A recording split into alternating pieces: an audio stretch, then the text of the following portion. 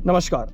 आज से 99 वर्ष पूर्व राष्ट्रीय स्वयंसेवक संघ की स्थापना श्रेष्ठ नागरिक बनाने की परिकल्पना के साथ विजयदशमी के दिन डॉक्टर केशव राव बलीराव हेडगेवार ने इसकी स्थापना नागपुर में करी थी। तभी से यह संगठन अनेक चुनौतियों का सामना करते हुए राष्ट्रवाद की भावना का संकल्प लेकर राष्ट्र भक्तों की विशाल फौज खड़ी कर मां भारती की सेवा के लिए संकल्पित है। अच्छे अनुभवी और कार्यकुशलता में निपुण स्वयंसेवकों के साथ मर्यादित संगठन जो समाज में समय के साथ काम करने बुजुर्ग से लेकर बच्चों तक सभी को एक नई ऊर्जा से कार्य करने के लिए वचनबद्ध होकर हिंदुत्व का गौरव बढ़ा रहा है। जब भी भारत को चुनौतियों का सामना करना पड़ा तब स्वयंसेवकों ने अपनी जान की परवाह किए बगैर भारतवासियों की मदद में कोई कसर नहीं छोड़ी।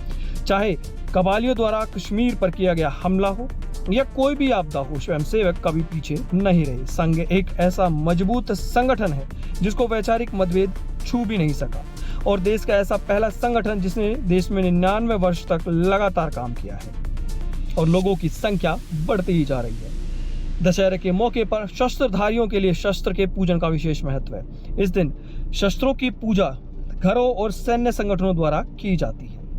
धर्म की रक्षा के लिए शस्त्र और शास्त्र दोनों की आवश्यकता होती है।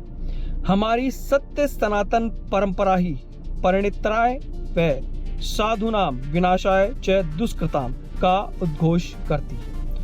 9 दिनों की उपासना के बाद 10वें दिन विजय कामना के साथ शस्त्रों का पूजन किया जाता है। विजयदशमी पर शक्ति रूपा दुर्गा काली की पूजा के साथ शस्त्र पूजा की परंपरा हिंदू धर्म में लंबे समय से रही है। छत्रपति शिवाजी ने इसी दिन मां दुर्गा को प्रसन्न कर भवानी तलवार प्राप्त की थी। शक्ति पूजा का अर्थ सिर्फ सामरिक शक्ति उपासना नहीं है, अपने व्यापक अर्थ में इसमें आर्थिक शक्ति, वैज्ञानिक शक्ति, टेक्नोलॉजी की शक्ति और नागरिकों के आत्मबल की ताकत भी शामिल है। यह संदेश देने के लिए स्थान स्थान पर शक्ति के प्रतीक के रूप में विजयदशमी के निमित्त शस्त्र पूजन करने की परंपरा भारत में। आरएसएस ही देश का वह संगठन है जिसने 99 वर्ष तक देश में एक मजबूती के साथ काम किया और बिना वैचारिक मतभेद आगे बढ़ता रहा है। यही वह हिंदू संगठन है जिसने नारी शक्ति को बढ़ाने का कार्य किया।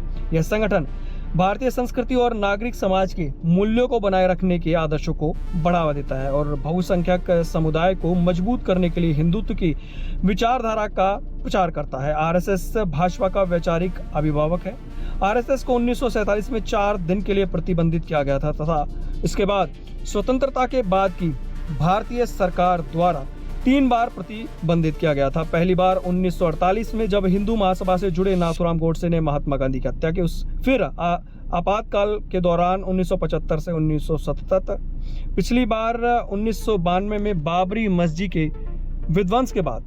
लेकिन यह संगठन हमेशा मजबूती से खड़े होकर अपने 98 वर्ष पूर्ण कर 99 वर्ष में प्रवेश हो गया। देश का पहला ऐसा संगठन जिसने शताब्दी वर्ष के पास पहुंच बनाई। संघ के हर कार्य में राष्ट्रवाद की झलक नजर आती है।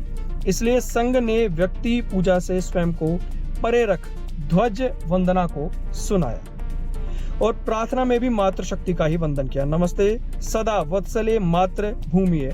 संघ प्रार्थना की प्रथम पंक्ति ही राष्ट्रवाद का संदेश देती है। संघ अपनी शाखाओं के माध्यम से छोटे छोटे स्वयं सेवकों में राष्ट्रीयता का भाव जागृत करने के साथ ही हिंदुत्व का गौरव जागृत कर उनका शारीरिक, मानसिक, बौद्धिक विकास कर श्रेष्ठ भारतीय बनाने का कार्य कर रहा है, जिसके परिणाम स्वरूप ही स्वयं सेवकों ने हर क्षेत्र में कदम रखा है, जिसके उदाहरण डॉक्टर श्यामा प्रसाद मुखर्जी, पंडित दीनदयाल उपाध्याय, अटल बिहारी वाजपेयी, लाल कृष्ण आडवाणी, नरेंद्र मोदी जैसे लाखों राष्ट्रभक्त नेताओं की कार्य प्रणाली में प्रकट होता है।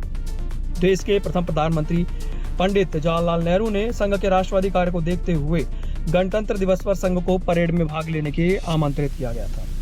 आरएसएस की विचारधारा हिंदुत्व और राष्ट्रवाद पर आधारित है।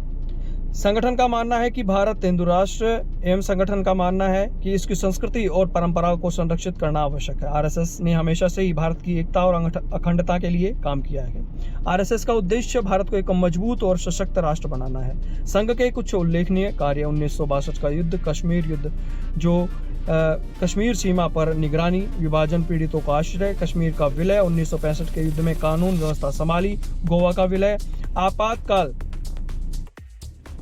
1975 से 77 के बीच आपातकाल के खिलाफ संघर्ष और जनता पार्टी के गठन तक में संघ की भूमिका की याद अब भी कई लोगों के लिए ताजा है। भारतीय मजदूर संघ जमींदारी प्रथा सेवा कार्य में संघ महत्वपूर्ण भूमिका निभाता आ रहा है। संघ ने महिलाओं को अपने विचारों से जोड़ने के लिए राष्ट्र सेविका समिति और दुर्गा वाहिनी को अनुषंगी संगठन के रूप में खड़ा कर नारी शक्ति का सम्मान किया है। संघ की विचारधारा को राजनीतिक क्षेत्र में प्रतिपादित करने के लिए पहले जनसंघ, अब भारतीय जनता पार्टी, छात्र वर्ग में एबीवीपी, मजदूर वर्ग में भारतीय मजदूर संघ और कृषकों में भारतीय किसान संघ, शिक्षा के क्षेत्र में विद्या भारती, सेवा क्षेत्र में सेवा भारती सहित विभिन्न वर्गों के लोगों को जोड़कर कार्य किया जा रहा है। इसमें विश्व हिंदू परिषद, वनवासी कल्याण परिषद, धर्म जागरण संगठन प्रमुख है।